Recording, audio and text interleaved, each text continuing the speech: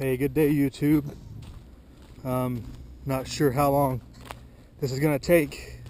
This might be a long one, might be a short one. Just not sure. But this Confederate flag flak situation, I've got to comment on it because I think it's pretty obvious to a lot of people on here, and if you're listening, if it's not obvious, maybe this will help out. But this isn't just about the Confederate flag. It's irrelevant now to the point of it's the flag representing, what does it represent? It's irrelevant at this point because you look at everything that's happened in the last 48, 72 hours. All these corporations ceasing the selling of that type of memorabilia, the Dukes of Hazzard merchandising being halted, like marketing and licensing of products for, I guess Warner Brothers owns the rights to it. It is going after what the flag really represents, which is Southern culture, and that being an independent, self-sufficient, independent lifestyle, and ultimately resistance and rebellion to federal tyranny, which is what it was used for in the first place.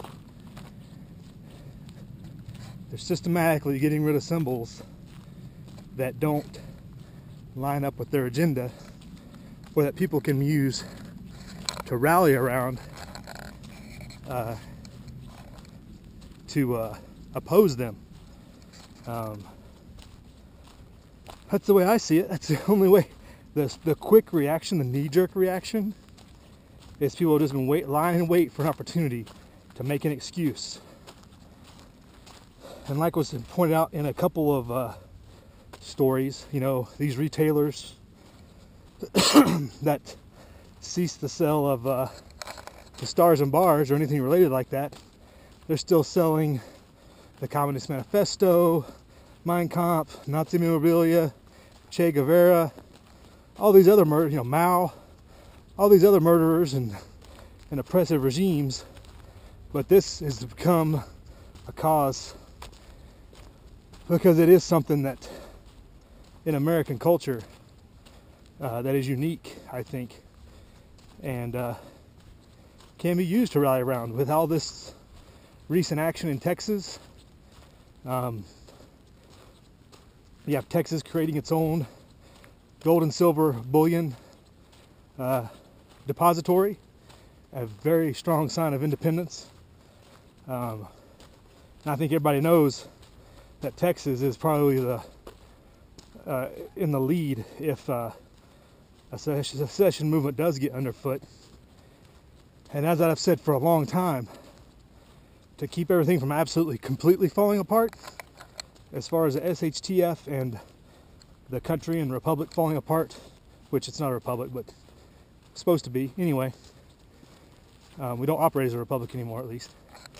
To keep it from completely falling apart and to utter devolving into complete civil war on every block, secession has to occur regionally. And Texas, obviously, I think is the lead state in that movement, or could be, by withdrawing their consent and their support of certain aspects of federal tyranny or federal control, because they have the economic power to go it alone. And a lot of, like we've said many times, economy drives a lot of it, and the economy is driven by money, and gold and silver is real money, whereas stuff that comes out of the Federal Reserve is debt. Huge difference. So making that move is huge. Texas is obviously tied in with the Confederacy. Texas is still pretty proud of its own republic, but they're also still pretty proud of that symbolism of independence and what they stood up with the other 12 associated states. So a lot going on as far as what are they actually trying to accomplish by removing this flag from pretty much public. You know, if you were to say get it off private public land or public memorials, you know, states wanted to do that, which it sounds like that's what they, well, at least certain leaders want to do. Doesn't sound like the South Carolina Congress or South Carolina legislature is gonna go for that. They're like, not so fast, Governor. It's not your call. Virginia governor calls for removal from the license plate. Alabama governor calling for removal from state grounds. I guess in Alabama he can do it unilaterally, which doesn't make sense because usually the legislature, especially in these stronger states, the legislature has more power. But all this stuff happened all at one time, and it's across party lines. But I want to remind you of one thing: all the states are bought off at the state house level as far as where their money comes from. So it wouldn't be hard for a federal imposition to demand removal of such items from state grounds as a condition of funds to be received later, so you can receive your annual allowance of debt from the Federal Reserve to operate your government. So that's kind of where that can lie. Mitch McConnell saying remove statues, memorials from Kentucky grounds, etc. You know, it is worth noting that the South Carolina flag that they've started all this is over a memorial, memorial of those that died, which would seem appropriate, you would think. But again, it's about getting rid of the culture and the idea of being able to resist, I believe. It is, you will subjugate yourself or else. And as I posted last night on the G+, that's what everybody was fighting against. Okay, not everybody. The people that volunteered, and ultimately the several states that seceded after Lincoln declared hostilities, was about defending against federal tyranny, because Lincoln unilaterally declared, without acts from Congress, to go to war with other states. You know, pretty much taking the first tyrannical acts of a president since Adams, and the Adams took the what were the acts when Adams was president? I can't remember. Subversion acts, though, that they got overturned during Adams' times, because Adams was going after free speech. The Alien Sedition Acts. Yeah. Very, very unhinged when Adams was implementing that. But Lincoln came along and he took it a step further, basically going to war with the rest of the country, people that had already declared their independence. So basically Lincoln was the same as King George III. Or what? King George. Was he the third of the Revolution? Daggone, my history is slipping my mind. But Lincoln did the same thing that King George did. The southern states declared their independence, which, as was pointed out in that document, which all Americans hold true to, people have the right to their own self-determination and not be bound by political ties, and they have the right to sever those ties. And if you don't believe that, just because we signed a constitution, which is an agreement, if states are bound in perpetuity to that document, then we don't have a republic. And we haven't since the Civil War, for sure, because it hasn't functioned as one. You can't force people to be politically aligned just because you have bigger guns. Well, essentially it was because they had bigger guns at that time, and everybody kind of started getting back along again together, you know, through different motivations and whatnot. But